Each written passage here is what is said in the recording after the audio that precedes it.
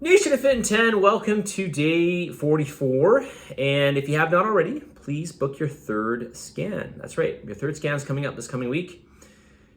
This is your second comparative scan, third scan overall.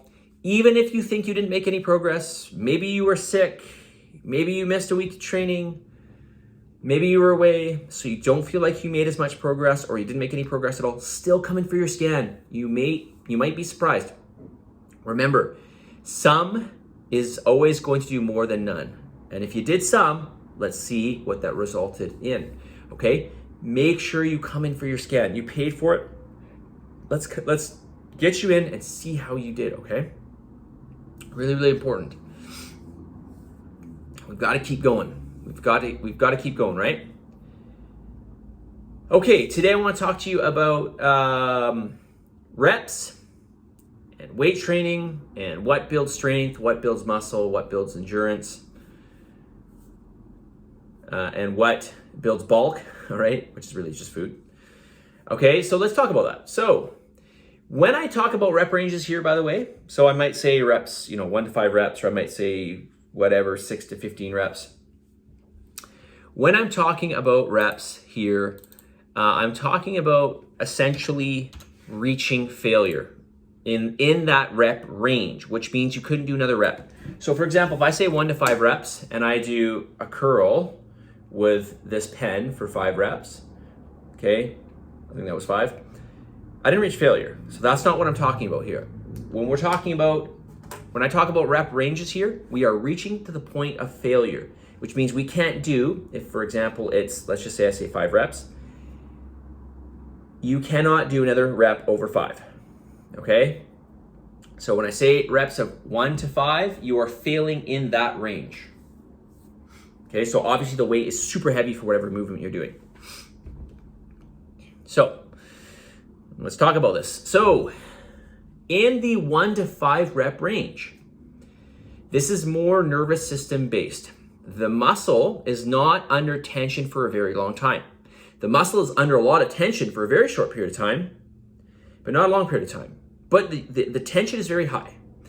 This is more nervous system based. This is more your brain and your peripheral nervous system acting at, yes, contracting the muscle to produce the action at the joint or set of joints, to move the body, to push or pull or whatever against the weight. But this will not produce muscle hypertrophy. Not very much. It's not going to cause any muscle growth. Not really. Okay, maybe a little bit, but not a lot. We're getting more strength and possibly power out of this. Okay, can add a bit of muscle, but typically this is not what we'd be doing if we're trying to add muscle. If we want to add more, if we want to add muscle, if we want to add more muscle tone and build muscle tissue, we need to train in that 6 to 15 rep range, okay, or thereabouts, all right? There's no borders here, but we're talking more like Goldilocks zone.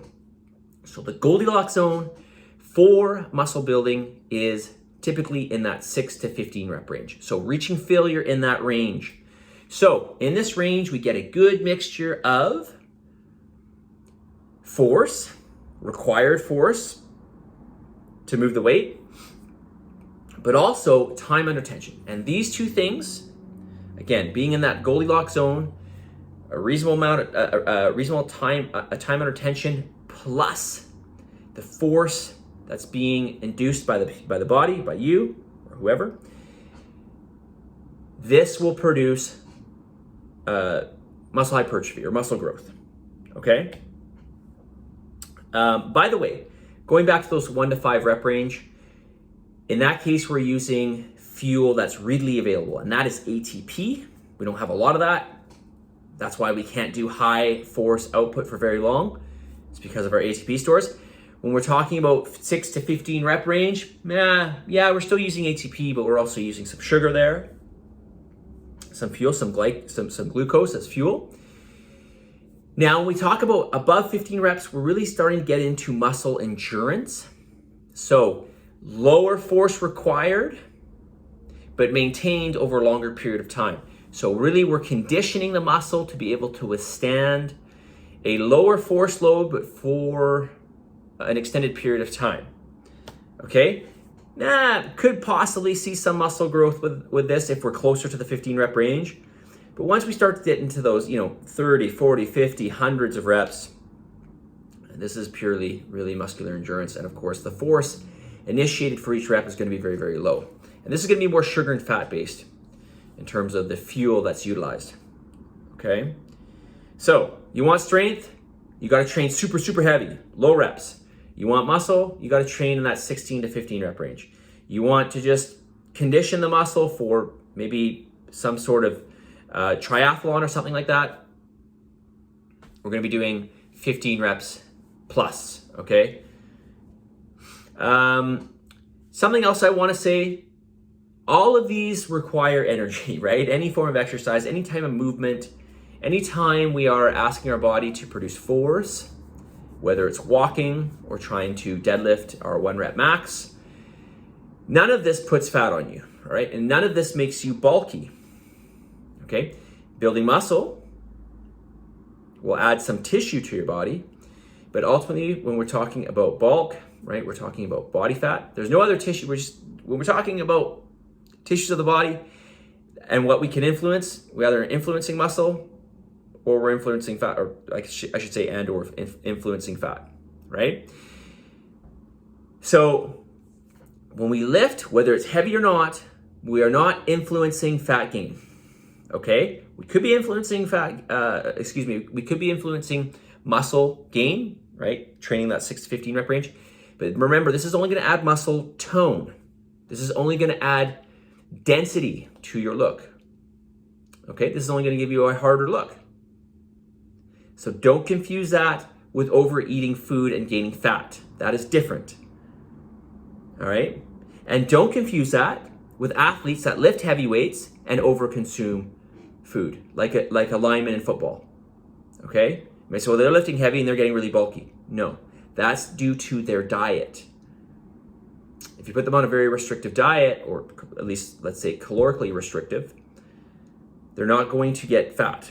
They're not going to gain any bulk. They'll gain some muscle, a little bit of muscle from training super heavy, but ultimately they're just going to get strong. Adding the mass really comes from overconsumption of calories. Remember that, okay? All right, message of the day.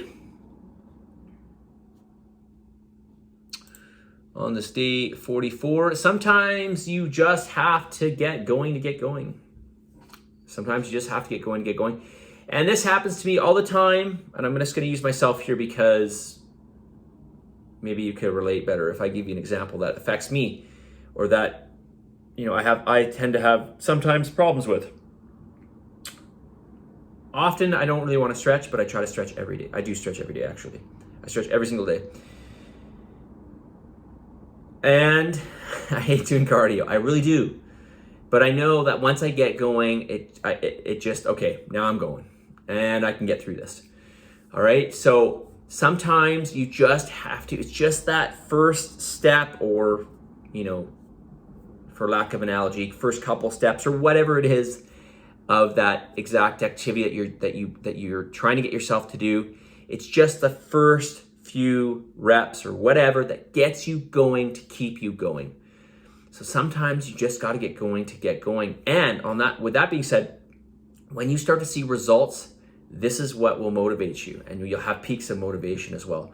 Remember, you can't rely on motivation. You just got to rely on making things a habit, right? Making things habit here. Positive energy, positive vibes, believe in yourself, for love, God, give some gratitude, and I'll talk to you all tomorrow.